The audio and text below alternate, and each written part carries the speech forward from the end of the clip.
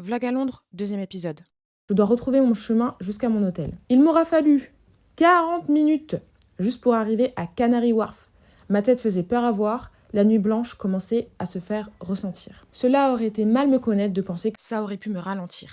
dès mon arrivée à l'hôtel, je me suis changée, maquillée, parfumée. On ne sait jamais si je croise Harry Styles, comme il est sur les métis en ce moment, sur un malentendu, ça peut passer. Une fois prête, direction Notting Hill. Premier arrêt, Blank Street Coffee. En théorie, j'aime pas le matcha, mais je n'allais pas laisser une mauvaise expérience m'empêcher de tester de nouvelles choses. Et c'est confirmé, je n'aime pas le matcha. Ma famille, elle, a décidé de prendre leur petit déjeuner au McDo. En fait, ça fait clochard. Comme je suis une fille healthy, je me suis contentée de ma boisson bien trop chère pour ce que c'est. Et je m'avance, le ventre et le portefeuille vide, vers le marché de Portobello. Je ne me lasserai jamais de ce marché et j'ai profité de ma venue pour retourner chez le joaillier chez qui j'ai fait ma chaîne de corps il y a 1 an. Cette fois-ci pour la raccourcir et rajouter un bracelet. J'ai fait une chaîne de main et j'ai été très heureuse du résultat. Je le trouve très élégant. Par la suite, ma cousine a été attirée par le stand d'une jeune femme qui faisait des ongles capsules à la main. Je venais déjà de dépenser 70 €. N'ayant pas eu de coup de cœur, j'ai préféré me restreindre. Il y a tellement de choses dans ce marché qu'on pourrait s'y perdre des heures. J'ai failli m'acheter un appareil photo au moins 2 fois. Heureusement,